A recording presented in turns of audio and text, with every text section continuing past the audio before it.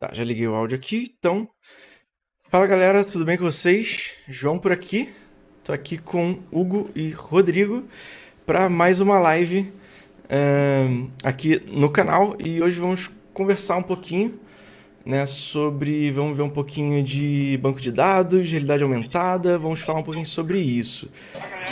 Se você é novo por aqui, não deixe de se inscrever aqui Já liguei no o áudio canal. aqui. Então, Opa, calma fala aí. galera, tudo bem com Meu áudio tá vocês? saindo em algum João por lugar. aqui. Tô aqui com Eu Hugo estava e aqui. Rodrigo. Estava aqui a ouvir, a ver se estava a sair áudio. Ah, é Está sua? bom. Ah, ok. Acho Tá. que Ele é. tá saindo. Bom, pelo menos o áudio tá funcionando, beleza. Então vamos lá. Deixa eu abrir aqui o roteiro. Então, só apresentar aqui o Rodrigo. O pessoal também, se quiser, vai deixando as mensagens aqui que a gente vai fazer algumas pausas aqui durante a live para poder ir respondendo e dando mais atenção aqui ao chat. Mas a gente vai tentar sempre prosseguir mais com as conversas e nessas pausas só parar para responder para não cortar, né? Normalmente os assuntos e tudo mais. Ok? Se você está assistindo essa live gravada, né, você pode também deixar o seu comentário aí no vídeo, que é sempre bom, a gente vai tentando responder até mesmo depois da live. Então vamos lá. O Rodrigo, ele é doutor e mestre, doutor em 2009, mestre em 2003 pela Faculdade de Urbanismo da UFRJ, professor adjunto do Departamento de Análise e Representação da Forma da FAUFRJ e do Programa de Pós-Graduação em Urbanismo, o ProURB, né, da UFRJ. Tendo lecionado desenho de arquitetura na PUC-Rio também, na UF, atualmente é coordenador do Programa de Pós-Graduação em Urbanismo, né, da FAU-UFRJ, né, desde 2021 até 2023. Ele tem experiência na área de arquitetura e urbanismo, com ênfase em história da arquitetura e urbanismo. Como pesquisador, é coordenador do Laboratório de Análise Urbana e Representação Digital do ProURB, né, que é o LAURD, né, que faz parte aí do ProURB, e atua principalmente na área de patrimônio digital, utilizando a computação gráfica para a representação do patrimônio arquitetônico. Os interesses de pesquisa estão ligados ainda à retórica visual da representação da cidade e de seus elementos, principalmente em meio digital, e aos desdobramentos dos dispositivos digitais sobre a experiência do espaço urbano, em especial sobre aspectos da camada simbólica da cidade. E também incluem a abordagem da retórica procedural em jogos e algoritmos ligados aos temas urbanos e aos bancos de dados sobre objetos culturais da cidade. Então, assim, vamos ter bastante coisa para falar aqui com o Rodrigo. São muitas dúvidas, né? Anos e anos aí de pesquisa. É claro que às vezes pode a gente não vai conseguir tratar aqui todos os assuntos e os temas, mas a gente vai tentando sempre chegar o mais próximo possível. Então, seja bem-vindo, Rodrigo Cury. Muito obrigado aí por participar aqui da live com a gente. Bem-vindo. Eu agradeço o convite, gente. Muito obrigado. É muito legal ter essa oportunidade de falar num contexto um pouco diferente, né? A gente está acostumado a fazer apresentação em congresso e tudo, mas ter essa outra oportunidade de falar sobre o trabalho, de conversar sobre essas ideias também é muito legal. Obrigado pelo convite. Eu que agradeço. E comigo aqui também tá o Hugo, que tá sempre ajudando aqui. O Felipe, ele não pôde participar dessa live hoje, mas estamos aí, eu e o Hugo, fazendo essa bancada para poder entrevistar o Rodrigo. Rodrigo, também essa live é uma coisa que eu tava vendo outros podcasts e vendo outros canais, né, do próprio YouTube, e eu vejo que tem uma oportunidade da gente estar mostrando em locais onde talvez as pesquisas acadêmicas, né, e o meio acadêmico ele meio que ainda não chega tanto, né?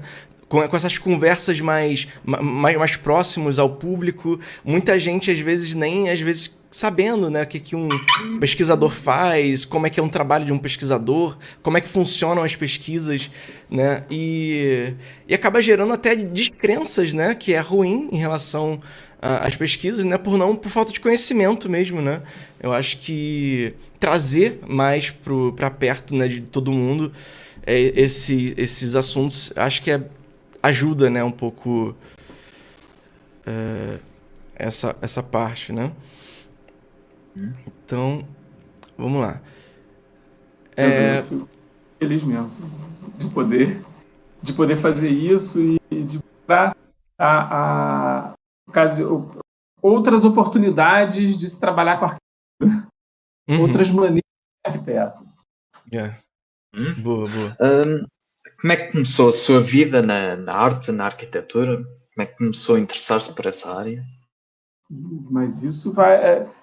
na arquitetura propriamente dita, acho que começou no momento de decidir a carreira. Meu pai era arquiteto, mas não tinha escritório, então assim, tive uma influência que foi menor do que a de outros colegas que são de famílias de arquitetos, por assim dizer.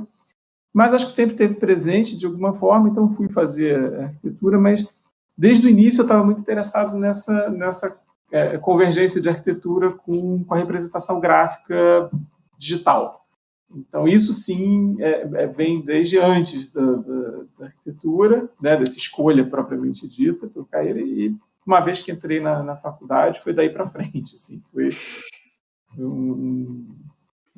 aí sim esse interesse começou a funcionar desde o primeiro dia na faculdade. Uma série de fatores, né? Tem a ver assim que eu entrei, eu tinha direito a uma bolsa por conta da colocação na seleção, e essa bolsa, só que essa bolsa eu só podia receber se eu tivesse uma pesquisa. Então, eu no primeiro dia já tinha que procurar uma pesquisa para estar associado. E, por sorte, encontrei uma pesquisa do professor José Coy, mais tarde fundador do Laúde, que tinha a ver com o que eu queria e tudo, com o que eu gostava. Não queria não, porque eu nem sabia o que queria nessa época, mas que eu gostava. E daí por diante começou esse trabalho, começou a parceria com o professor José Coy e a participação no Laúde, né? E daí em diante, aqui estou eu, né? Mas começou com essa bolsa, depois eu passei a ter bolsa de iniciação científica, agora que existe até hoje, essa que eu recebi já não tem mais, já não existe mais uma. Mas a da iniciação científica, que aí sim, foi recebido durante a faculdade inteira, e o interesse dessa área de representação digital com a arquitetura e com a própria noção de pesquisa, isso acabou sendo um fascínio, eu acabei tendo um fascínio muito grande por isso. Eu fiz até pouco estágio de escritório, e meu estágio, minha formação mesmo foi toda nessa área de pesquisa. E é isso. Assim. Legal. Começou como uma pesquisa, deu neste currículo incrível. Pois, e acabou se tornando o seu trabalho, né? Pois. Tipo, você acabou seguindo por esse lado. Você diria que foi sem querer mesmo, ou você já tinha interesse em pesquisas, assim? É como eu disse, né? Quando a gente entra na faculdade, a gente nem sabe direito o que é. Então, mas as coisas foram acontecendo, né? Eu participava da pesquisa, já tinha meu envolvimento com aquilo, e descobri que gostava, né? Que era bom, que era interessante, me abriu oportunidades de trabalhar com diferentes coisas também, com diferentes maneiras de falar da arquitetura, de falar da cidade, de representar o Rio de Janeiro. Esse período que eu estava na faculdade, de 94 a 2000, né? É também um período em que o uso do computador na arquitetura no Brasil começa a ter um interesse maior e uma possibilidade maior, né? PCs a um preço razoável, tudo, programas, né? Eu acompanhei a transição do AutoCAD em disquete no DOS para a versão Windows, né? Então, Sim. De usar 3D Max na versão, ter que sair do Windows para usar o 3D Max. Caraca. Boa. E a questão dos bancos de dados, né? Por que decidiu trabalhar com um banco de dados e já até aproveitando para contar um pouco mais sobre a pesquisa, né? Banco de dados em arquitetura e urbanismo. Então, isso também eu comecei a mexer com banco de dados antes de entrar na faculdade. Eu já mexia no Access, já tinha feito algumas coisas assim, alguns trabalhos até, enfim, freelance por conta da minha irmã, que para a faculdade dela, a gente, no de pesquisa dela, eu ajudei a fazer um banco de dados e já trabalhava com outras coisas. E aí comecei realmente a entender do que se tratava, o Access, esse banco de dados relacional e tudo, né? E comecei a ler e me interessar por aquilo. Então, quando eu entrei na arquitetura, acabou sendo um jeito de enxergar as coisas, né? Mais tarde eu fui ler a respeito disso, o Lev Manovich, onde ele considera que o banco de dados é uma das formas típicas dos objetos digitais, né? Assim, que é quase que característico. Você tem banco de dados fora, mas ele ganha expressividade no computador. E mesmo sem ter lido isso ainda, eu comecei a pensar nessa estrutura de banco de dados, de peças de informação que se encaixam e tudo, e como é que a gente podia falar de arquitetura usando isso. Mais tarde, já com mestrado e doutorado, aí sim comecei a pensar como que a gente pode descrever, catalogar os objetos arquitetônicos da cidade. Como é que a gente agrupa, porque isso tudo o banco de dados normalmente como uma coisa muito fria, muito objetiva, muito ahistórica. Eu descobri que nem os mais tecnológicos, nem os mais precisos, eles continuam sendo objetos culturais, os próprios bancos de dados. Eles têm história, eles têm a sua... Tá aí o bug do milênio, que não deixa a gente esquecer, né?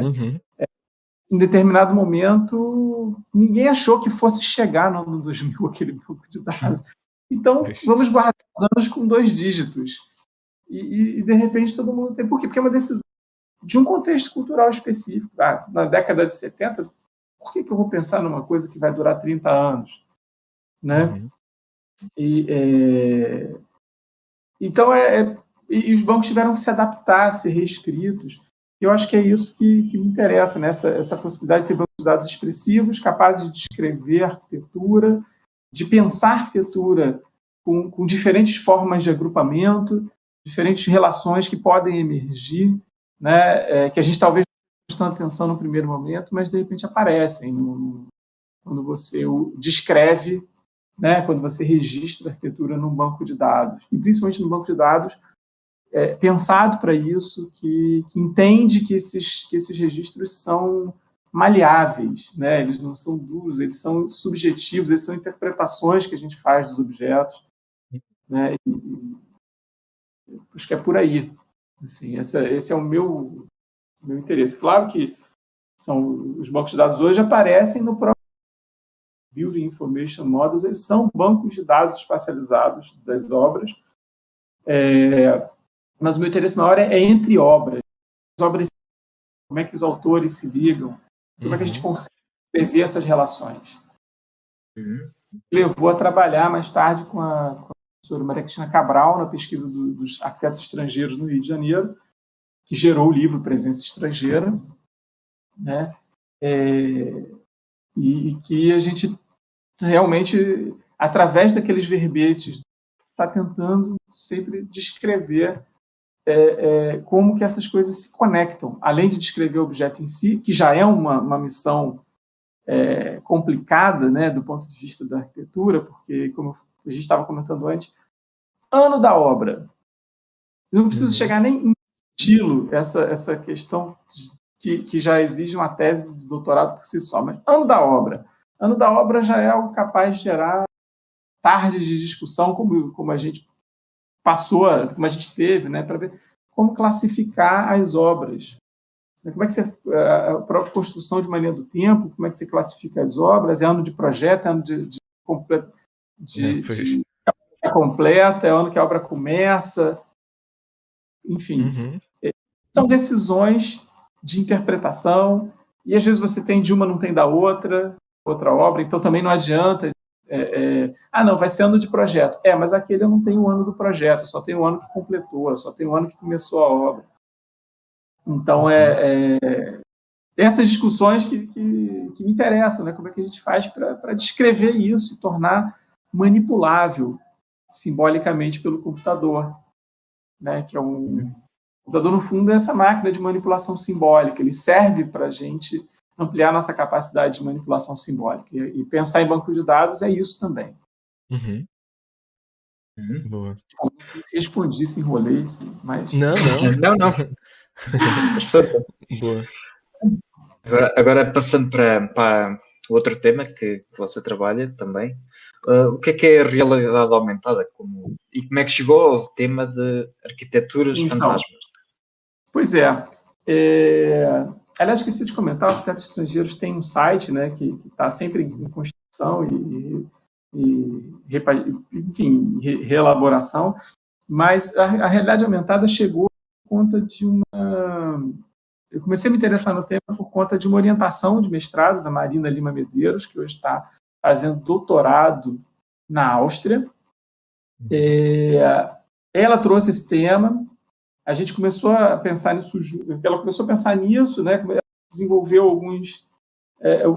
alguns experimentos para a dissertação dela, de interface, da cidade como interface, e essa noção de cidade como interface, né, do espaço urbano sendo a sua interface de interação com o mundo digital, com esse espaço digital, e da própria realidade aumentada como algo que meio que simboliza também essa camada de informação que a cidade traz, né?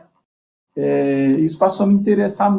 Assim, a gente já tratava da informação na cidade, na pesquisa, mas ver isso através de realidade aumentada se tornou algo de muito chamativo, muito interessante assim, de pensar, né? Como é que a gente pode fazer aparecer ali no espaço urbano. Tem esse lado meio mágico da realidade aumentada, né? De você ver aquela coisa surgir ali num espaço que está na sua frente, mas não está. E a ideia de arquiteturas fantasmas, daí, de fazer uma pesquisa com essas arquiteturas essa tentativa de reconstrução virtual, ou até de construção virtual, coisas que às vezes não foram construídas, mas de ver como elas ficam na paisagem, como é que elas ficam inseridas naquele espaço, quando o seu corpo está naquele espaço, que é uma grande diferença da realidade aumentada, é que ela traz esse... Não é que quando a gente vê na tela do computador, o corpo não esteja presente, o corpo está na frente do computador, né? Mas quando você vê a realidade aumentada, o seu corpo está fazendo parte dessa mesma ideia de espaço que você tem ali. Mesmo ambiente, né? Isso é algo muito forte. E em contraponto à realidade virtual, embora eles sejam na contínuo, né? Mas em contraponto à realidade virtual, ao capacete, ao tipo de imersão que um capacete dá, a realidade aumentada ela tem uma facilidade de compartilhamento de experiência relativamente fácil de você compartilhar uma experiência, das duas pessoas estarem vendo ao mesmo tempo a mesma coisa, né? Assim, mesmo que cada uma mova o seu dispositivo de maneira diferente, existe uma troca que eu acho que é muito interessante de pensar, de explorar, né? Então, surgiu dessa ideia de olhar para essa camada simbólica da cidade e para esses edifícios que já foram demolidos, que já foram destruídos.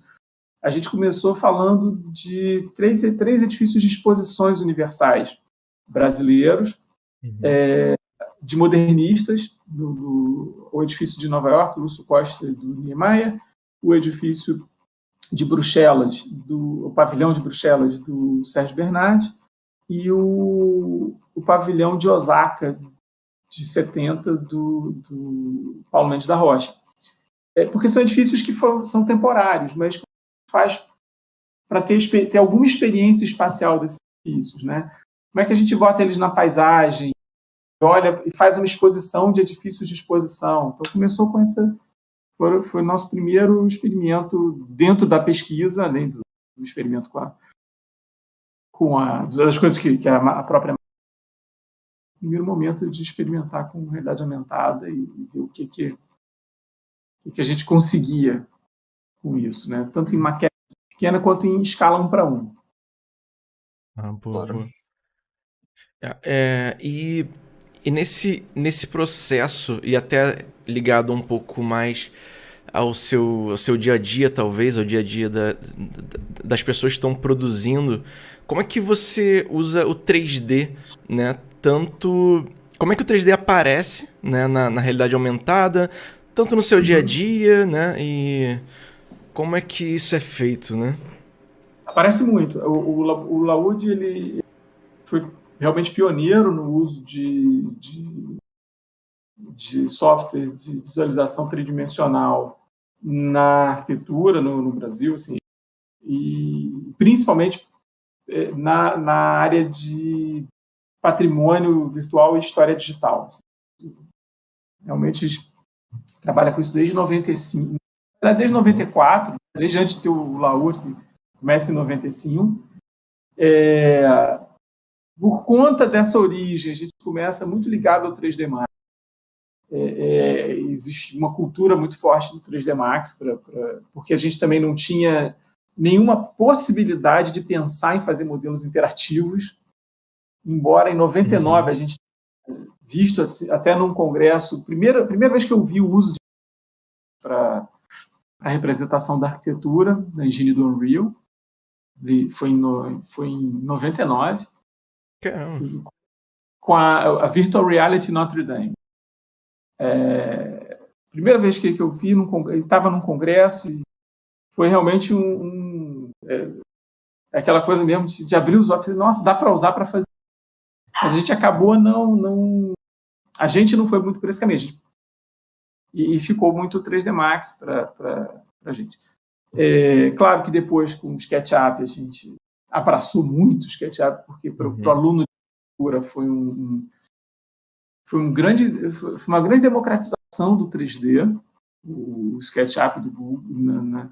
Acho até que antes de ser do Google, né? Assim, foi antes de ser do Google, ele era de uma outra empresa, mas, enfim, foi um achado, né, para estudantes de arquitetura. Hoje, a gente tem usado mais o Rhino quer dizer, a gente vai alternando entre o Max e o Blender.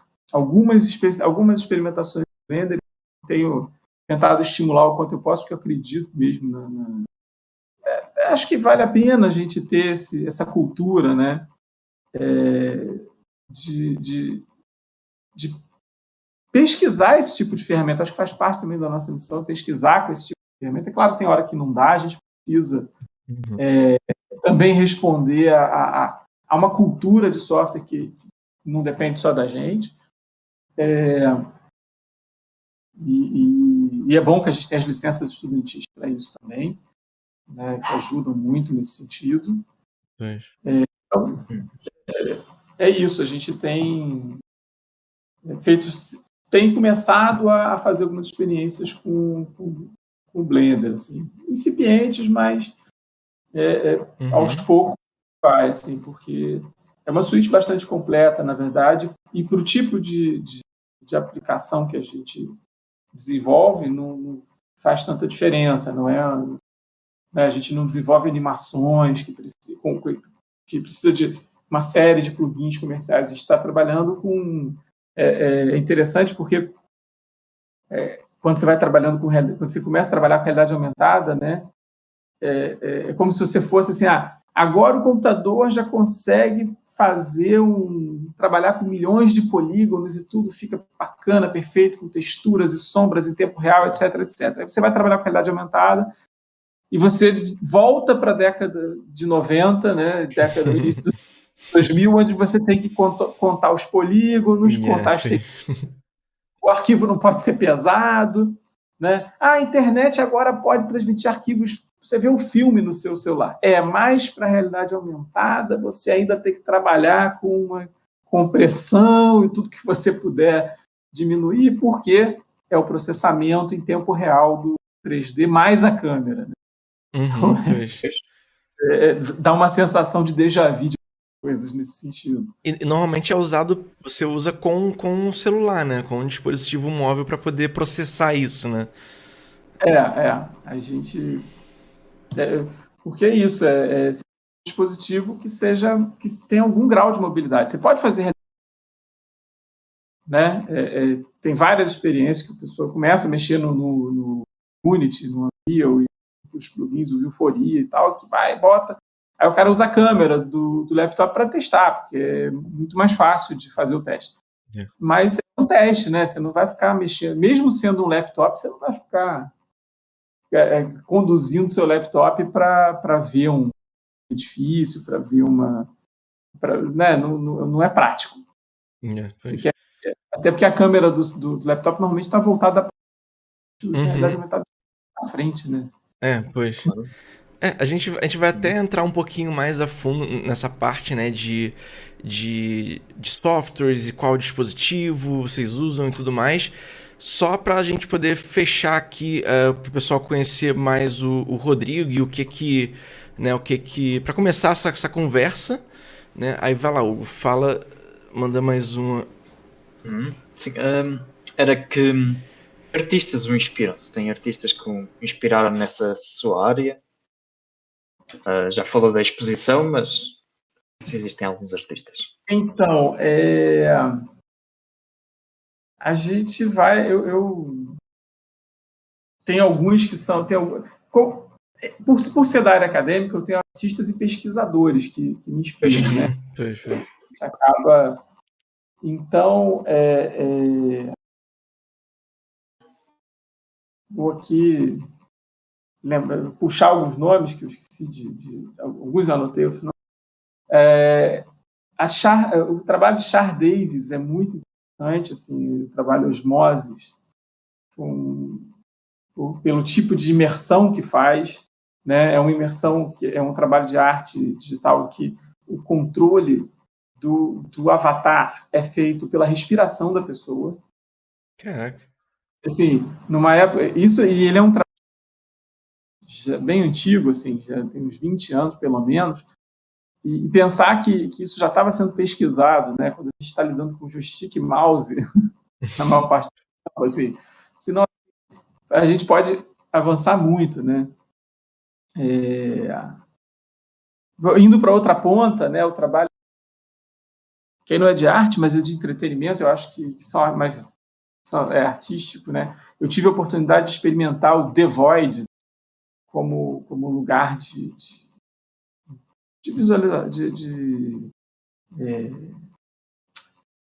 visualização, né? De jogar ali dentro, e é uma experiência fantástica, porque assim você passear por aqueles cenários de fato, fisicamente, mesmo com uma mochila pesada nas costas, é realmente um tipo de imersão muito interessante, assim. Mas gosto muito do trabalho marcou muito recentemente, ter conhecido recentemente o trabalho do Manifest.ar, pela maneira como eles se apossaram de uma exposição no MoMA e colocaram as obras deles em realidade aumentada. Caraca. Então, eles subverteram completamente a curadoria. Né? E o trabalho do Republic também é muito interessante, porque é um muro na Nova York também, que era frequentemente pintado por artistas renomados, só que cada vez que pintava o muro, perdia a obra anterior. Né?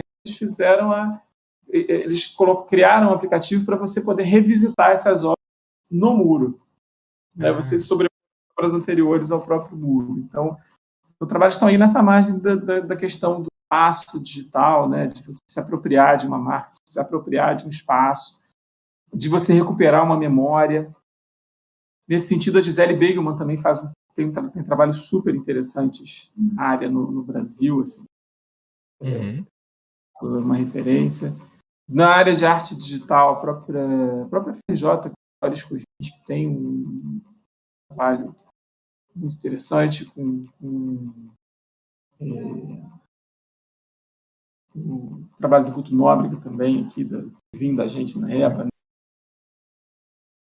Nobotic Research é outro grupo de pesquisa que produziu algumas coisas muito interessantes de se ver com relação com telepresença, né? Afinal, em que espaço é esse? E que a gente vê hoje essa noção de telepresença, que a gente está aqui nessa live pós-pandemia, já ganha outros contornos, né? Então, são alguns... Agora, claro, Assassin's Creed também foi né, de quem trabalha com atual, né? De você... Porque não se trata... Foi onde aqueles ambientes se tornaram não só jogáveis no sentido mais estrito do jogo, mas onde eles se tornaram ambientes vivos, com pessoas fazendo... se tornaram lugares mesmo, com as pessoas executando ações significativas, né? Assim, os NPCs estão lá comprando coisas, indo para um lugar, indo para o outro, estão nos lugares correspondentes às suas posições sociais, né? Então, as pessoas reagem ao seu de maneira diferente, dependendo das suas ações. Isso são contribuições, fora toda a reconstrução, né? São contribuições muito importantes para essa área do patrimônio virtual, de pensar, de entender como certos ambientes podem ser, né? Assim, como a gente pode fazer, trabalhar para além da representação fotorrealista e pensar em relações que as pessoas podem construir naqueles espaços, ou pensar naqueles espaços de relações. Fora isso, tem pesquisador, o trabalho do Lev Manovich, não só do ponto de vista teórico, mas ele tem alguns trabalhos de banco de dados, inclusive, banco de dados de objetos culturais, que ele trabalha com a visão do Instagram, com o que aquele conjunto de fotos pode dizer para a gente, a partir de leituras automatizadas, enfim, que eu acho uma pessoa que vale a pena ler, né, os trabalhos dele. Já passando aqui, o Steven Johnson, da tecnologia, ele tem livros que são muito interessantes pelo tipo de abordagem dele, das ideias, né, da tecnologia, da cidade, e são livros de fácil leitura, mas que acabam te colocando para pensar em muitas coisas. Ele traz muitos exemplos, desde a cultura da interface, eu vou acompanhando ele, né, com diferentes livros, e sempre surpreendo, sempre descubro um diálogo ali, descubro uma coisa para pensar e vá para adiante, porque você pode até não concordar inteiramente com a ideia, mas colocada de maneira muito cativante. Então, acho que é o ideal de um trabalho, né, de uma pesquisa, de um trabalho, vai muito por aí. E também não posso deixar de falar, dentro do campo artístico, né, do Ítalo Calvino, especialmente do Castelo dos Destinos Cruzados, né, e, por extensão, do Oulipo, que é o Ouvrier de Littérature Potentielle, com quem o Ítalo Calvino tinha uma relação, mas que era um grupo de escritores franceses que trabalhavam com a literatura potencial, né? Então, um exemplo é o próprio livro Castelo dos Destinos Cruzados, onde ele, a partir de uma jogada de tarô, ele abre as cartas do tarô, 78 cartas na mesa, em uma grade, eu não lembro de quanto por quanto, e vai fazendo histórias a partir de cada linha e cada coluna. Caraca. Ele joga com aleatoriedade e vai construindo a partir daí. Isso é importante para o meu pensamento de banco de dados de arquitetura. Então, era esse tipo de visão de combinação do hiperdocumento que eu sempre... É um trabalho que sempre teve ali como um modelo, uma coisa assim, poxa, será que a gente consegue recontar as histórias, contar as histórias a partir de partes? Então, ele consegue fazer isso de maneira muito, muito interessante. O Castelo dos Destinos Cruzados. Então, mas são trabalhos que lidam muito com a questão da regra. Como que a regra, né, a regra assume um papel importante. Então, são trabalhos procedurais, por assim dizer, né? Que a regra ganha corpo. Isso tem tudo a ver com jogos, na verdade, e com jogos como forma de arte, né? Como forma de expressão, onde a regra é um elemento expressivo importante. E o que eu posso fazer dentro dessa regra? O que me permite inventar dentro dessa regra? Então, são trabalhos que normalmente lidam com isso. Eu sou um grande fã de quadrinhos, também um monte de obras. Tem um monte de referência de quadrinhos para mim, sempre, mas talvez a mais forte no momento seja o Inescrito, The Unwritten, do Mike Carey e do Peter Gross, especialmente na história do GPS literário. Guia, a gente tem um dos trabalhos que a gente tem desenvolvendo no momento, chama-se Guia Literário do Rio de Janeiro, e ele se baseia exatamente na ideia de onde que a literatura toca na cidade. Onde é que eu consigo olhar e saber que aquela esquina foi mencionada pelo tal, no livro tal, na história tal. Ou seja, de novo, essa representação de uma camada simbólica da cidade que está ali presente. Como é que a gente faz isso aparecer as pessoas? Ao mesmo tempo que ele é banco de dados, a ideia é fazer dados, a ideia é também que ele seja mídia locativa, né, onde a sua posição no espaço te ajuda a dizer, olha, você está passando por uma rua que é super densa de significado para escritores, ou para os cronistas, né, da cidade.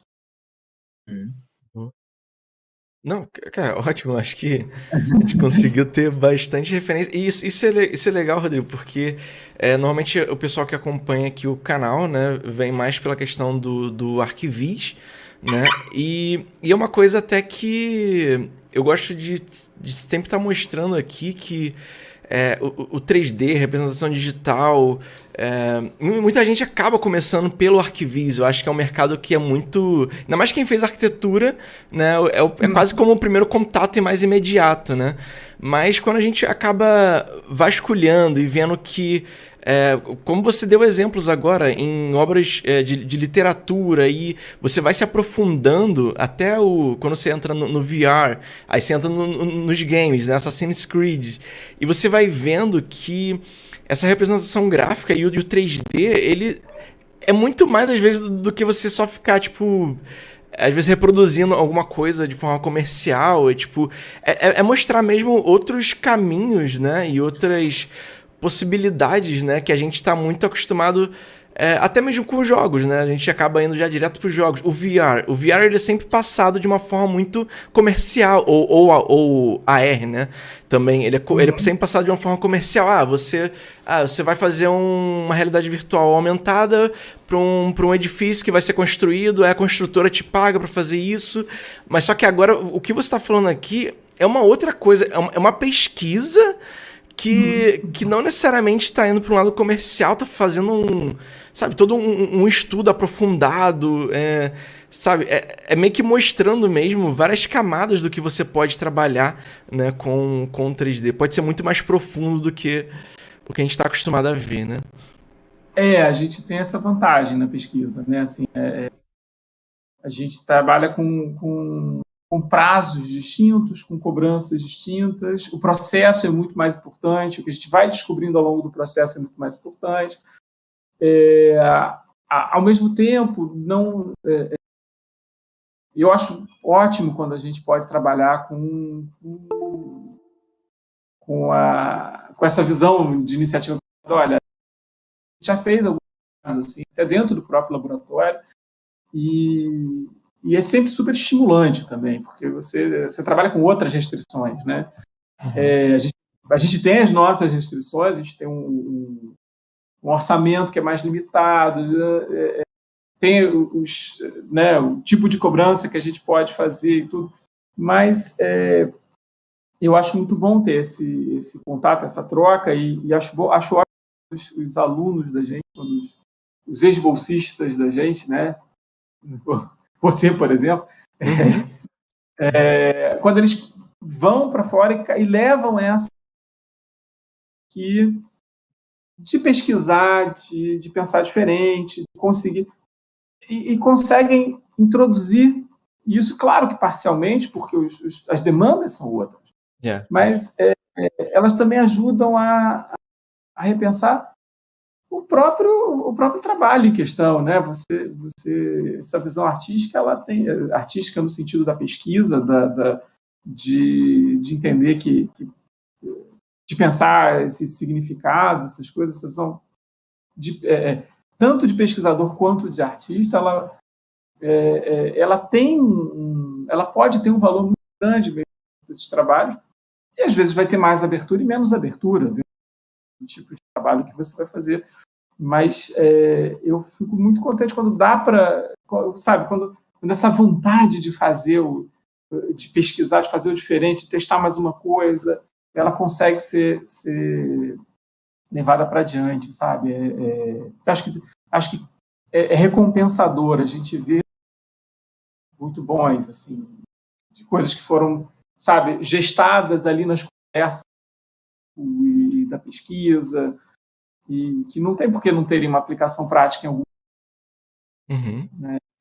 A gente também faz isso pensando, a gente está pensando sempre todo no processo, enquanto a gente pode deixar também de ferramentas práticas, de receitas, tutoriais, tudo, a gente vai deixar, né? A gente vai tentar documentar e fazer.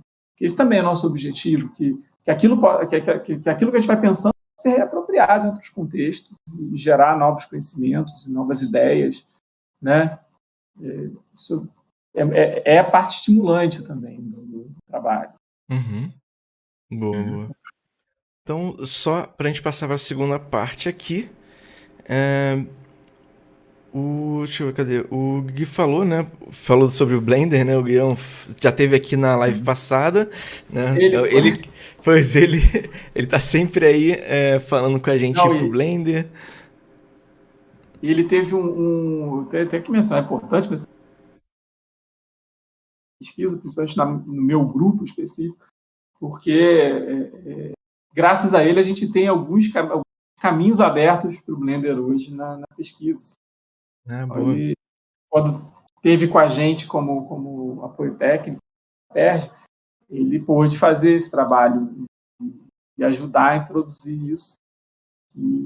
Como eu disse, eu acho sempre, desde que eu comecei a ter contato com os primeiros trabalhos em Blender, no caso do Davi, que também passou pela gente depois e hoje trabalha georreferenciamento de alto nível de programação, mas foi a primeira vez que eu vi um trabalho finalizado no Blender e que já era uma visualização em realidade pessoa e tudo. Ele fez parte de uma disciplina eletiva que eu dei na FAO. Porque até o Blender ele tem um caminho, né, em um processo que ele está sempre lançando ferramentas novas e tudo mais, e até compreensível você levando agora para um lado comercial, né? Tipo, como que você por exemplo, um estúdio para implementar um novo software, e numa pesquisa acadêmica é a mesma coisa, né?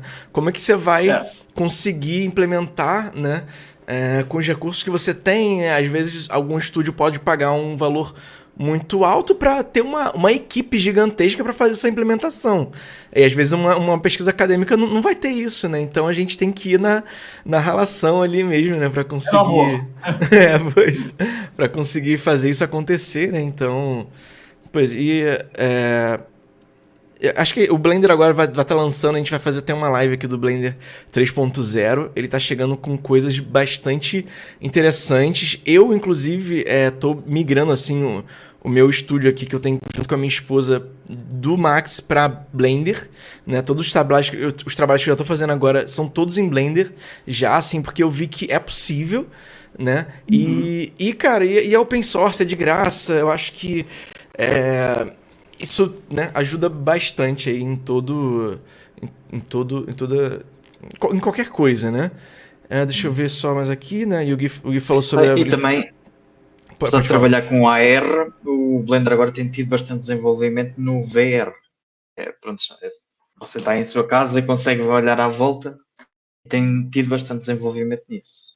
Em AR é que, pronto, só se for mais para diminuir os vértices e essas coisas. Eu, por acaso, também andei a fazer umas experiências com AR, mas ainda tenho conhecimentos limitados.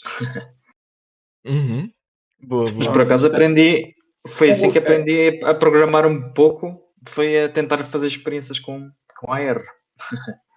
O nosso trabalho de realidade aumentada, desde 2014, 2015, mais ou menos, ele é como se fosse um maré alta e maré baixa, né? Assim, a gente avança. Aí a ferramenta que a gente está usando é descontinuada, a gente volta, aí pega todos os trabalhos, começa a traduzir para a nova ferramenta que a gente está usando, avança, descontinuada, vendida, não sei o quê. Então a gente tem vários trabalhos que a gente foi fazendo na fase de reimportar, retestar e tudo, porque a gente, ou seja, isso para dizer que a gente também está continuamente reaprendendo. Claro.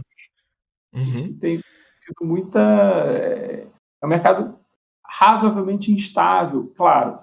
Quando você paga por uma ferramenta, por um dos sistemas de visualização que existem, são muito bons, ou seja, né, para quem tem um escritório, já vai usar com frequência. Tem algumas soluções práticas, eu acho que vale muito a pena.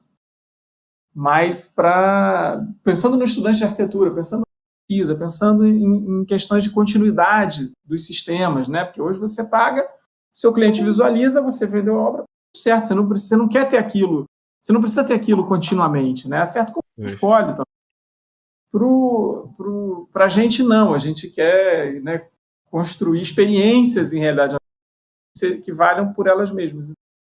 Quanto a gente puder mantê-las vivas, melhor, e sem custo de publicação, né? Porque é uma... pois também. As ferramentas trabalham a partir desse modelo da experiência. A gente é complicado, né? Ficar mantendo, vamos manter... Não é assim que funciona. Pois. Boa. Então, vamos lá. Vamos para a próxima parte aqui da nossa live. Então, vai lá, Hugo. Ainda sobre a realidade aumentada, quais são os softwares e ferramentas que usa para desenvolver? Até se precisa de algum equipamento, né? Porque a gente falou muito de software, né? E para VR a gente vê, né, os óculos e tudo mais. E agora para a realidade aumentada, como é que é isso? Então, alguns óculos já trazem a possibilidade de realidade aumentada. A gente até tem um desse, mas nunca chegamos a fazer experiência de realidade aumentada com ele. Mas, na verdade, na pesquisa, a gente tem usado sempre baseado em celular, por entender que é uma ferramenta mais disponível, tanto para a gente, para pesquisar, quanto para os alunos, para o nosso público, né? A ideia é que a pessoa consiga visualizar isso com o mínimo. Então, o celular com giroscópio e acelerômetro vai funcionar. E, graças a Deus, tem vários smartphones que podem, né, acessar esse tipo de coisa.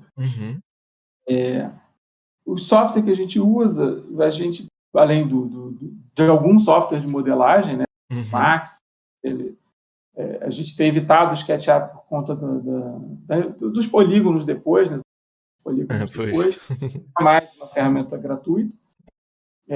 Então, A gente tem o Max, a gente tem a licença educacional, então é possível de trabalhar nele.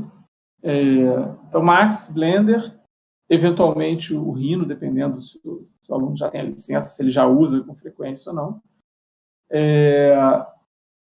Mas principalmente esses dois. E para a realidade aumentada, aí é o que eu falei, nós já usamos Layar, já usamos com vários. O Layar para a realidade aumentada georreferência era gratuito. Hoje não é mais. Já não é mais tão interessante para a gente. Mudou um pouco a forma de cobrança e tal. Pode ser que ainda. Mas a gente meio que deixou que virou Waking App, que foi vendido e já não faz. Ele agora só trabalha para uma empresa, né? Eles fazem só coisas internas. E atualmente a gente trabalha com a Algin, que é uma plataforma brasileira para visualização de realidade aumentada em arquitetura, um bom modelo gratuito, na verdade, assim, já tem a versão de assinatura, mas a versão gratuita ainda é bem interessante. Isso são plugins, assim, para esses softwares? Não. É um outro software que você importa e exporta. O que acontece? O Algin, por exemplo, né, com outros que funcionam nessa linha, outros de outras empresas. Você tem um de gerenciamento das suas experiências. Para lá você importa o objeto, o seu 3D, normalmente em OBJ, STL, em algum desses formatos de intercâmbio e alguns a FBX. Enfim, vai depender da plataforma, né, de aceitar mais ou menos formatos. Então, ele é só essa plataforma de gerenciamento e você tem um aplicativo no celular. É assim que a maior parte funciona. A gente também tem feito experiências com Unreal com Unity e Vuforia, né?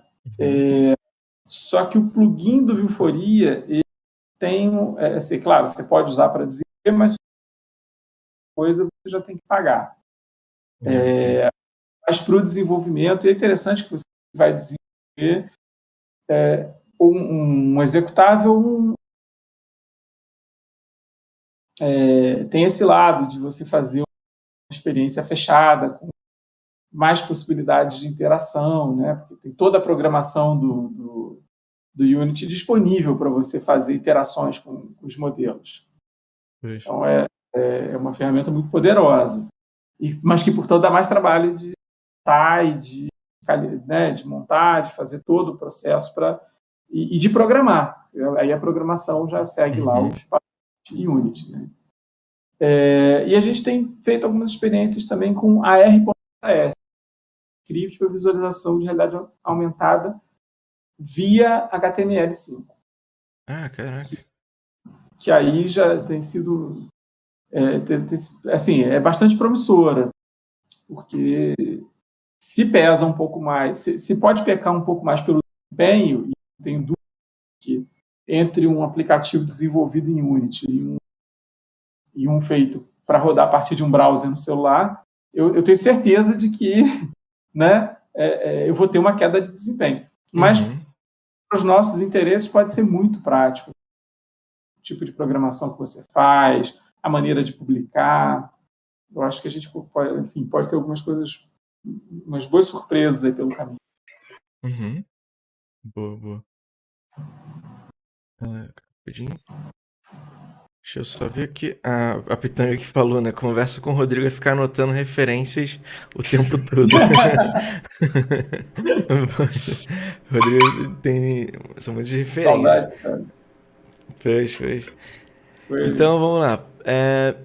Conta mais um pouquinho, então, sobre o Laurd, né? Para quem não conhece, né? Que é o Laboratório de Análise Urbana e Representação Digital, que faz parte do programa de pós-graduação em urbanismo, né? Da Faculdade de Arquitetura. Como é que funciona tudo?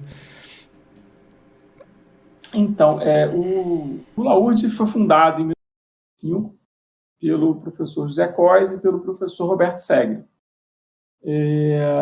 O professor Roberto Segre hoje é falecido, anos que ele morreu, infelizmente, ainda com muito, já com avançado em anos, mas com muito que ele poderia contribuir, com certeza. Né? Uhum.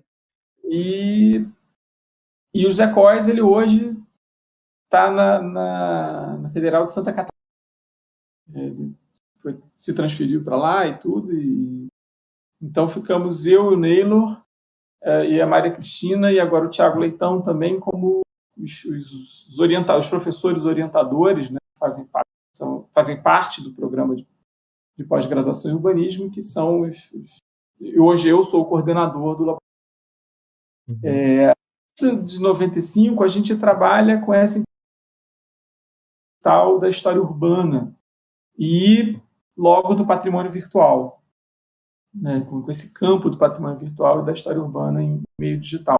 Isso é uma visão, foi realmente a junção do Roberto Segre, que era um crítico de arquitetura, mas também um historiador da arquitetura e do urbanismo, da cidade, né,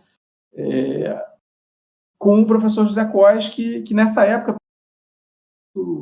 a representação digital, ele gostava, mexia muito com isso, tudo, e o professor Roberto Segre teve realmente uma de propor coisas nessa área. Isso é uma coisa que acompanha, uma visão que acompanha de vamos fazer, vamos tentar. E era uma coisa que quase não tinha história, principalmente em história do urbanismo, história da cidade. E a gente, com essa empolgação dele de ver coisas no campo da história urbana, a gente foi fazendo, foi começando a trabalhar muito com essa área, né, e fazer o CD-ROM sobre o Rio de Janeiro, sobre a Havana colonial, sobre o Rio de Janeiro colonial, e usando modelos da cidade inteira, né, do centro da cidade, para mostrar as coisas realmente com essa... A gente sempre teve um apoio muito grande na maquete eletrônica, né? Nossa porta de entrada, mas sempre através dessas animações meio interativas, assim, de ir mostrando, olha, vê da cidade daqui para cá, aí tem essa igreja é assim e tal, e possibilitando ver, né, ver a história através de um modelo 3D com alguma dinâmica ali. Acho que nasce nessa ideia, e aí, claro, a gente foi complexificando as ideias, as coisas, as possibilidades de visualização, mas é interessante você pensar que em 95, 97, a gente estava fazendo maquete, em 97 a gente estava fazendo uma maquete da cidade do Rio de Janeiro, com topografia, num PC da época, né? Assim, e tentando renderizar aquilo em várias, tinha que ser sempre renderizado à parte, porque não tinha a menor condição de botar uma renderização em tempo real. Acho que nem que a gente usasse o Unreal nessa época a gente conseguia fazer isso. Mas é isso, né? De tentar também levar... A gente quer visualizar isso. Como é que a gente chega nesse resultado? A gente pode fazer isso acontecer. E daí o trabalho está crescendo, se desdobrando, né? Com panorama, no uso de panoramas fotográficos, também com o trabalho de como é que a gente faz para gráfico interativo, que a gente troca as camadas, sabe? E sempre nessa... Aí, do 3D, a gente foi também se aproximando mais da programação que permitisse a gente ver o 3D que a gente queria ver. Assim, sim. A gente conseguir fazer as coisas que queria fazer. Sempre pela necessidade, sempre nessa interseção e aportando nossa visão de arquiteto e urbanista para essas tecnologias, que eu acho que é uma contribuição importante que a gente dá também. Né? Não é só da ciência da computação, da programação estrita, assim, olha, mas a gente tem um objetivo, a gente tem um olhar que é o que a gente quer perseguir. Então, isso faz diferença também. nos resultados e na maneira de pesquisar, e acho que melhora muito o diálogo, a gente tem a oportunidade de trabalhar com os programadores, né? Dá uma visão muito boa. Boa, boa. E alguma das pesquisas do Laurde se acaba cruzando com as que você coordena, por exemplo? Se cruza com alguma outra de algum outro curso, assim, que pode se cruzar com uma pesquisa, sei lá, que estão sendo produzida em ciência da computação, está sendo produzida em outro local, assim. Isso já aconteceu? Você diz que no sentido da parceria? Tipo uma parceria, alguma coisa que conseguiram contribuições de outros cursos que ajudou a fomentar. Sempre que a gente pode contar com a presença de designers na pesquisa, é sempre um momento muito rico, porque é uma visão distinta e complementar, importante para o pensamento da gente, em termos de pensar a interface, pensar aquele espaço, mesmo aquele espaço virtual, né? Então, a contribuição do designer sempre foi muito, muito bem-vinda na pesquisa. A gente pode contar também com programadores especializados. Foi muito bom, porque, de novo, são visões que primeiro que facilita, assim, é um conhecimento que realmente não domina, embora a gente pesquise muito, e várias pessoas, vários bolsistas da gente saíram como programadores, assim, profissionalmente, mesmo sendo formados em arquitetura. Mas é sempre, né, sempre tem mais contato, mais coisa, sempre tem uma bagagem maior que agiliza o trabalho e facilita as conversas. Então, a gente... Mas fora do escopo do Laurde, eu já trabalhei em CD-ROMs de temas muito variados, então, de história,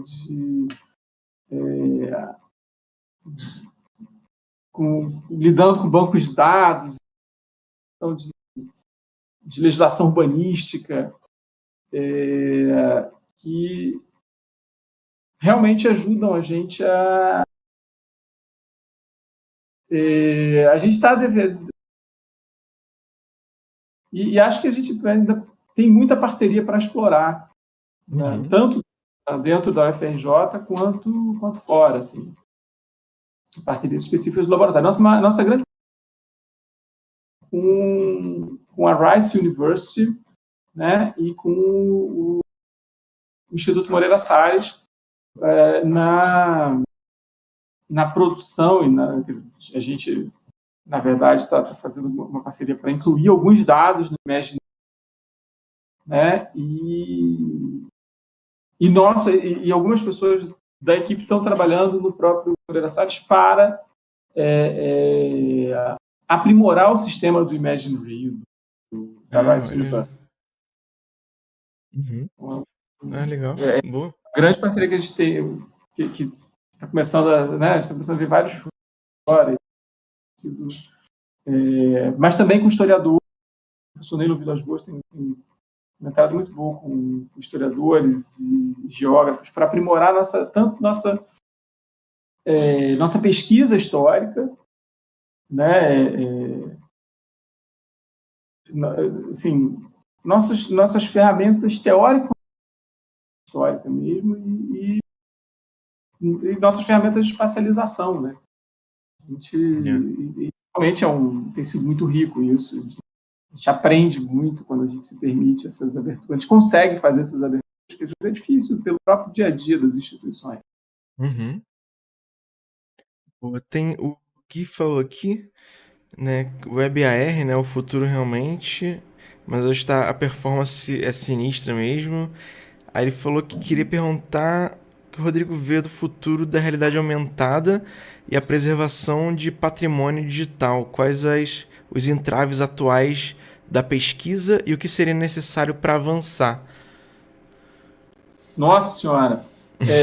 Pois. Por partes, me lembra aí por partes. Primeiro, o futuro da realidade aumentada.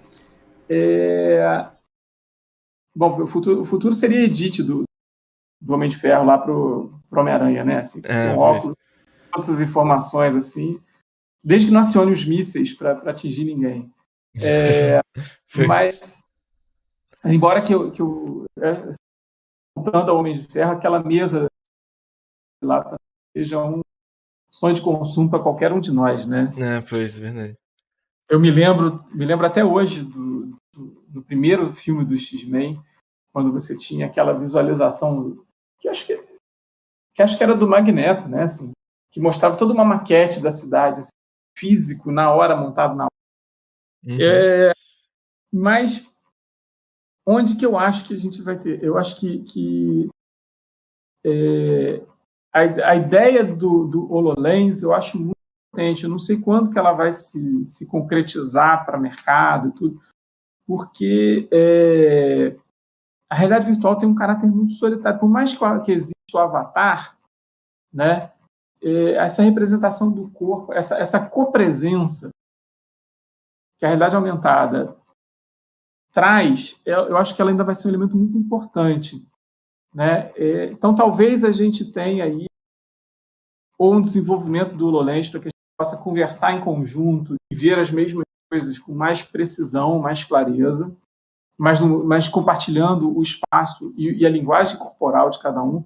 Nessa pandemia, a gente está sentindo, né? A gente está percebendo o papel dessa presença corporal para comunicar, sendo muito claro isso, né? Não é que fosse um mistério, mas tá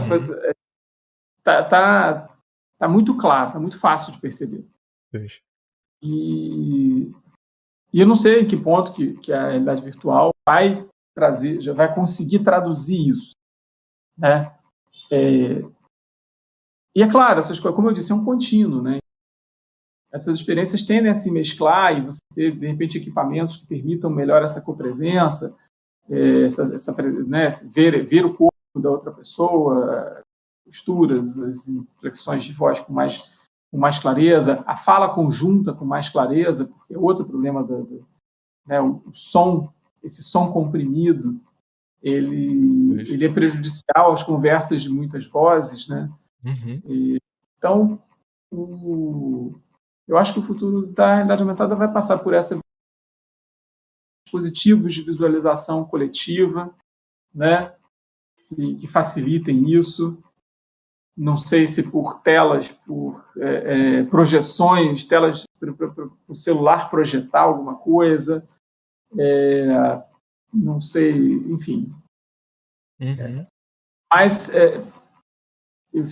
tomara que a Web AR fique no caminho do PRML, por exemplo, que foi, hoje se fala de novo, mas acabou pouco desenvolvido, ainda não foi tão a fundo. Acho que vai por aí.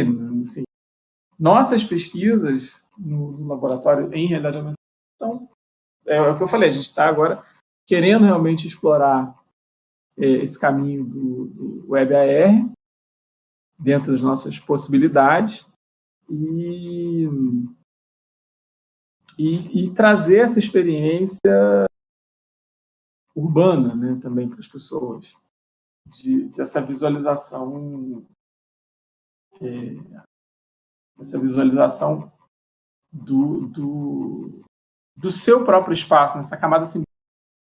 Não sei se esse é um futuro da indústria. A indústria tende a ser mais generalista, ela gosta, né, gosta mais da solução escalável, da solução que serve para tudo.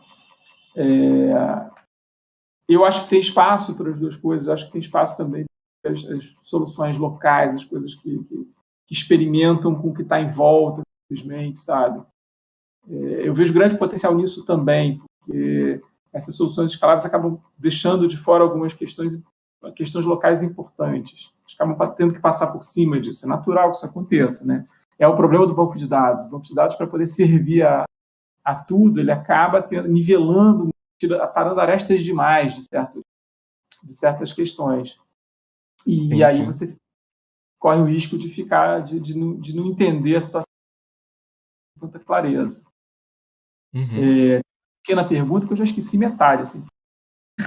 Acho que era mais isso, né? Na realidade aumentada, quais os entraves atuais, as pesquisas que seriam necessárias para avançar. Acho que os entraves é esse, né? Você muda, o sistema muda a cada 6 meses, cai, as empresas são vendidas, que era, enfim, é um campo que ainda é muito instável. Poder de processamento também, né? Eu imagino. Eu acho que tem isso, né? Tem disputa pelo processamento, mas é um campo muito instável. A realidade virtual, até eu diria. A realidade aumentada tem isso, né? É um modelo de publicação baseado na assinatura, que, de fato, as pessoas têm que, né, que fazer o sistema ser viável, tudo bem. Mas, às vezes, atrapalha, assim. Você depende do servidor. Então, tem que pagar por aquele acesso, tudo. Acho que ainda vai se chegar num equilíbrio para você ter fáceis feitas por qualquer um, né? E isso pode ser muito interessante, assim. Tem alguns trabalhos de ativistas que se apropriam de marcas de companhias famosas, companhias de petróleo, lá e colocam fumacinha saindo, assim, ou um vazamento de óleo, se houve algum desastre, daquela companhia que não está sendo efetiva nessa área e tudo. Então, questões muito interessantes. E eu acho que vai ter esse caminho também. Já é explorado. Já é explorado, né? Tem muito para ser visto nisso. Boa. Então, eu tenho... Sobre a locativa, né? Então, eu tenho até uma outra aqui que acho que pode entrar mais ou menos em relação a isso, até falando agora em relação ao trabalho, né, de pesquisa, né, de um pesquisador, né. Você possui um currículo e trabalhos voltados para a área acadêmica, né, e que a parte mais visível, tanto no universo da arte, do 3D, da arquitetura, acaba sempre sendo o escritório, o estúdio, aquilo que a gente está falando no início, né? Quando a gente entra para a faculdade de arquitetura, vou para um escritório, eu vou para um estúdio, né? Normalmente são esses os caminhos assim que acabam sendo mais vistos, né? Para poder se seguir, né? Estúdio e grandes produções privadas. E não conhecemos muito trabalho acadêmicos, né, como os que estão acontecendo agora, nesse exato momento, em todo o país. Né? Aqui a gente está falando do LAURD, que é um pequeno recorte ali da UFRJ, da Faculdade de Arquitetura, do ProURB. Então, assim, é um recorte muito pequeno, né, que eu acho que também... deixa eu ver como... E como você vê o papel das instituições públicas e das pesquisas que você já participou no desenvolvimento e benefício, que não é muito divulgado, né, infelizmente, para toda a população. Por exemplo, as pesquisas, muita gente não sabe o que vai acontecer com uma pesquisa. Como é que essa pesquisa vai chegar até uma pessoa, né? Como é que essa pesquisa vai beneficiar alguma pessoa, né? E acabam... sei lá, meio que colocando como se não fosse algo importante, né? E acabam a gente só vê as grandes produções privadas, né? Sei lá, uma Marvel, todo mundo conhece a Marvel, todo mundo conhece essas grandes indústrias, mas as pesquisas acadêmicas, né, são polos que estão ali produzindo, né, muita coisa. E aí seria mais ou menos isso. Como é que você imagina que isso chega na população?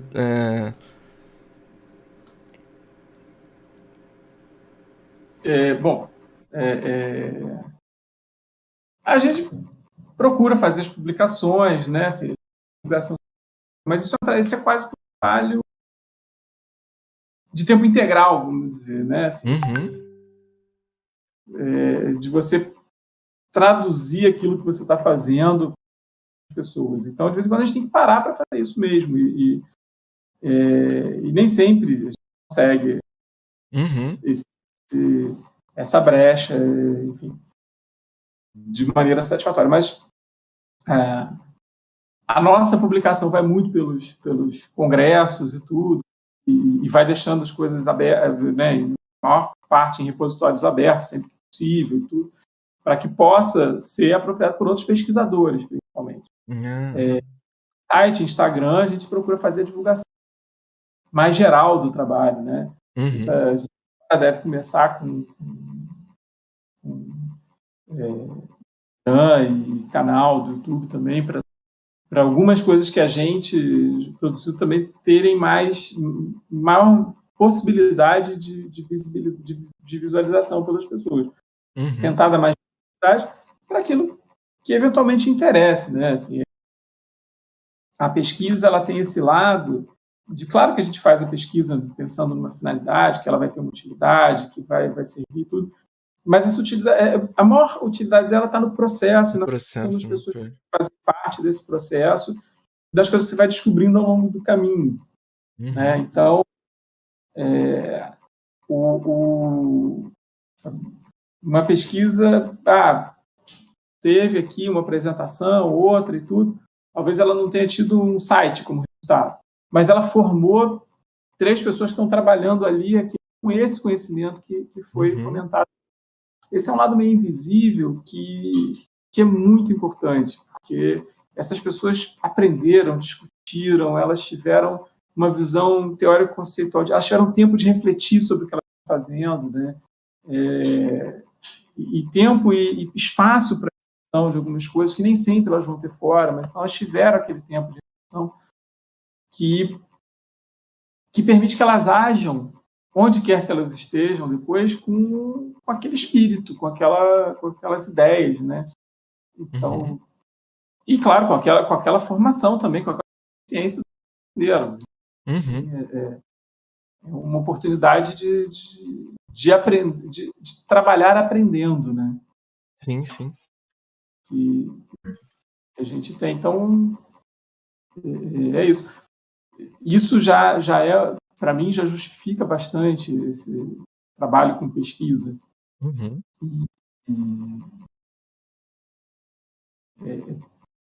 É isso, é o tempo que você tem para refletir. Né? É o que a gente é trazer essas reflexões, trazer esses pensamentos, conversar com os nossos colaboradores, como professores, né? Você está o tempo todo fazendo isso, formando essas pessoas e pensamentos, né? E contribuindo para esses processos de pensamento, ajudando as pessoas a descobrirem seus caminhos ali dentro também. Mas, agora, é claro, a gente, publicou o livro de Presença Estrangeira. É muito bom poder chegar na livraria e ver que ele está ali, que compraram, que se interessaram, ver ele aparecer numa conversa. Também é um lado bacana. Assim, consultei o site do Arquiteto Estrangeiro, do site que a gente fez de Favela Bairro, enfim, Palácio do Catete. Ver essas coisas também em movimento é muito bom. Sim. Mas, às vezes, é mais difícil de botar para circular, porque depende de uma finalização que nem sempre é fácil, nem sempre é possível. Mas isso, de modo algum, invalida, né? Coisas que a gente fez para o CD-ROM do Ministério da Educação, uma série de pensamentos, de testes, de experimentos e tudo, que foi um trabalho riquíssimo, que o CD-ROM existe, né? Talvez, não sei nem, o link acho que ainda não está disponível para baixar, mas a gente fez uma versão executável, CD-ROM, etc. Claro, a ideia já não é mais distribuída, pelo óbvio, mas a ideia é que mas coisas dali foram aproveitadas no livro que o professor Alberto Segre fez do Ministério da Educação, que foi um livro super completo e original, coisas que foram discutidas no fazer daquela pesquisa. Sim. Um dos produtos foi o livro, o outro foi o CD-ROM. Mas a discussão era uma, né? Era uma só. Então, E formou um monte Isso que vocês levam até para congressos, né? Você tinha até me falado sobre, acho que é o Sigrad, não é? Que de grade. ele já aconteceu ou vai acontecer? Vai acontecer semana que vem. Ah, já na semana que vem. É semana que vem. Vale a pena procurar nas redes o CICAD. Se eu não me engano, para ouvinte que não precisa, que não quer ter, você pode se registrar como ouvinte para ter o certificado, para ter acesso a algumas palestras, para ter acesso a workshop, inclusive. Não sei se ainda tem vaga para os workshops, mas ele vai ser transmitido online também, aberto, a maior parte dele. Então, vale a pena procurar nas redes, ver se fazer inscrição e tudo mais, porque é o Seminário Ibero-Americano de existe desde 96, se eu não me engano, e é onde os pesquisadores da América Latina vêm trocar ele nasce ligado a arquitetura, urbanismo, design.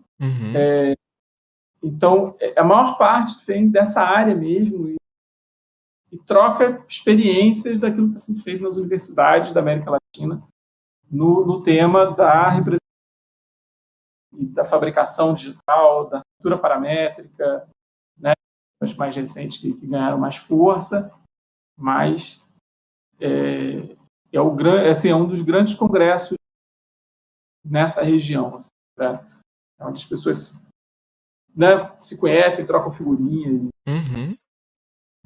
Tem alguns keynote speakers, sempre tem uns keynote speakers muito bacanas, assim, umas palestras principais, né, muito bacanas. A gente vai apresentar, o Laúde vai apresentar 2 trabalhos, né, da minha equipe e outro do professor Tiago Leitão. Mas tem várias outras coisas super interessantes. Vale a pena.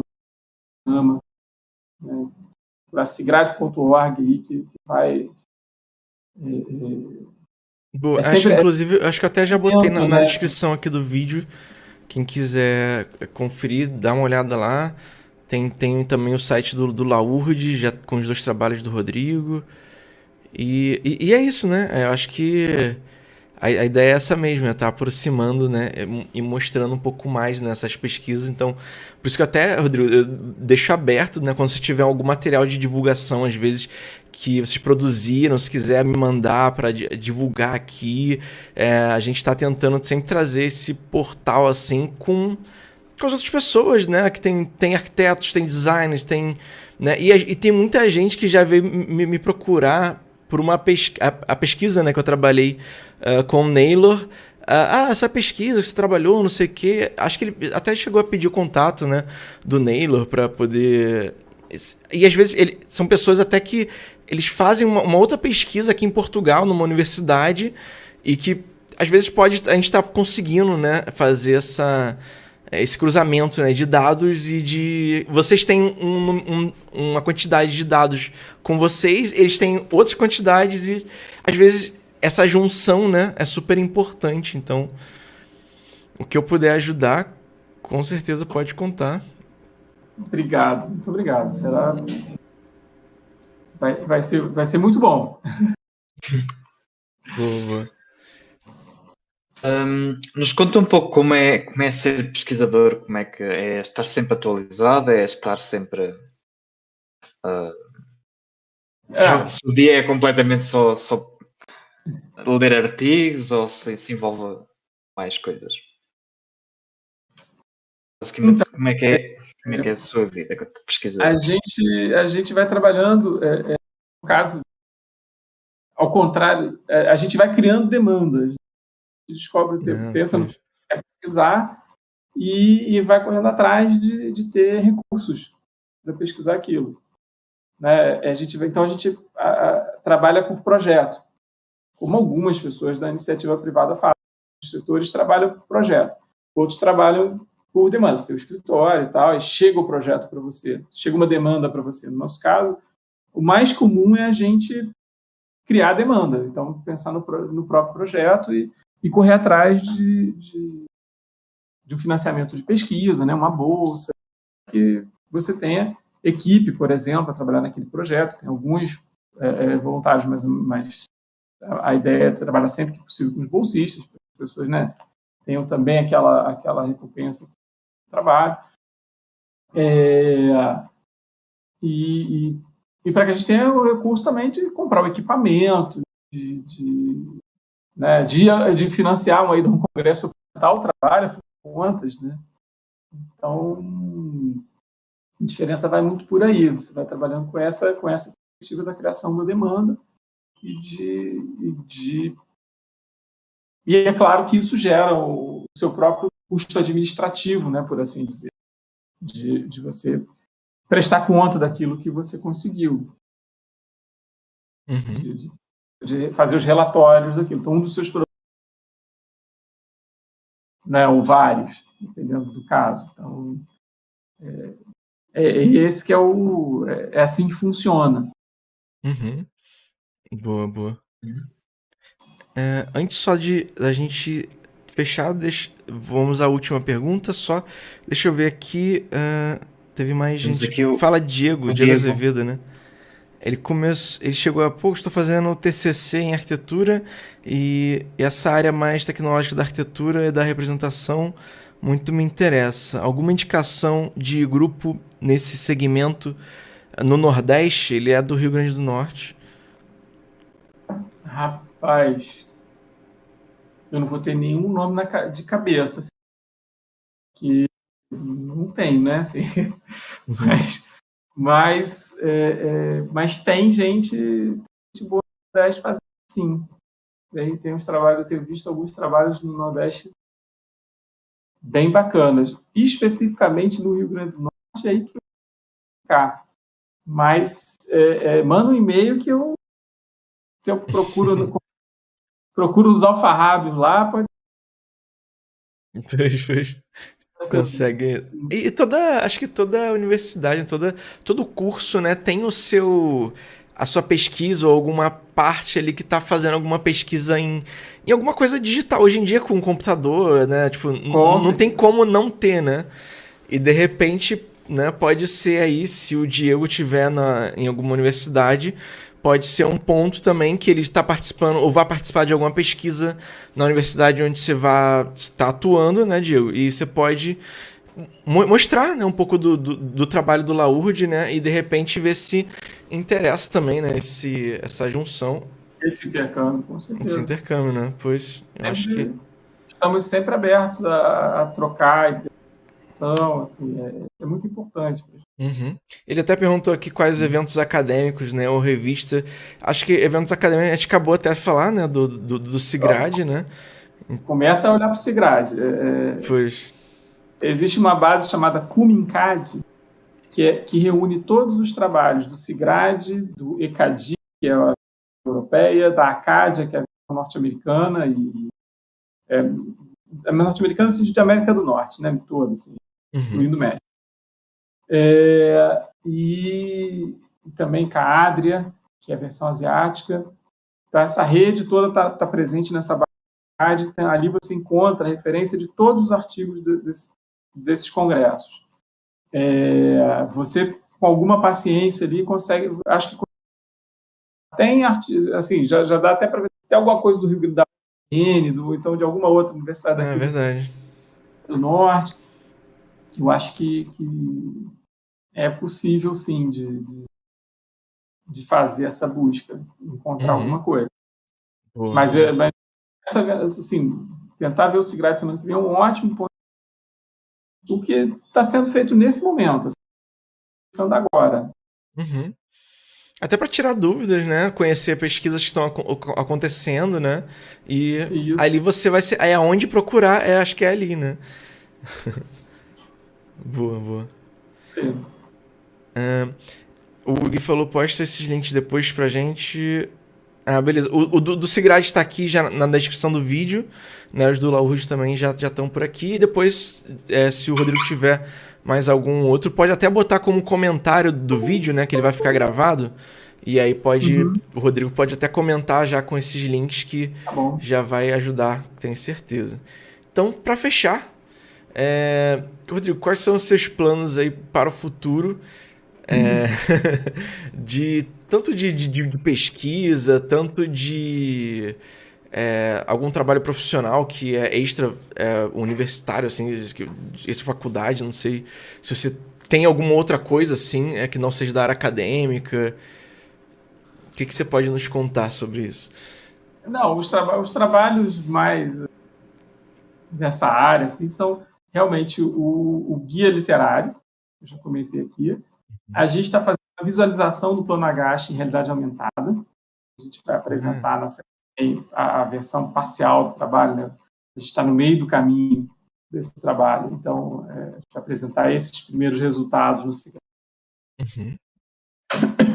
E com esse desenvolvimento atual, né, sistemas que a gente está usando agora, a ideia é recuperar alguns trabalhos anteriores de realidade aumentada nesses sistemas, então, o próprio das exposições, ver se a gente avança com uma intervenção que a gente fez no livro Presença Estrangeira, para que ele se torne um livro aumentado, modelos né, de inaugurar um pouco essa ideia de ter um livro que traga maquete junto.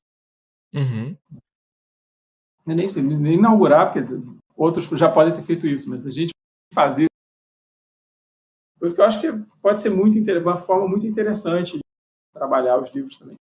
É isso, esses são os projetos mais imediatos no horizonte, né? Fora isso, tem os projetos dos orientandos também. Pois é. Aparecendo, né? Orientandos de doutorado, de mestrado, de TFG também. Esse período deve ter até jogo, como TFG. Legal. Até isso a gente está... Que é um outro campo de pesquisa também, essa retórica cultural. Como é que... Do jogo como elemento expressivo, né? Pois. Foi até o que a gente falou aqui sobre o Assassin's Creed, né? Tipo... você mostra ali a arquitetura, por mais que às vezes ela não seja... Eles tenham que tirar elementos, né? Por causa de, como a gente falou, de peso que aquele cenário vai ter. Algumas... Mas tem pesquisadores ali atrás, tem uma pesquisadora até por trás do Assassin's Creed que é historiadora e tem todo um trabalho, né, em cima disso. Então... É legal, né? A gente vê, tipo, que...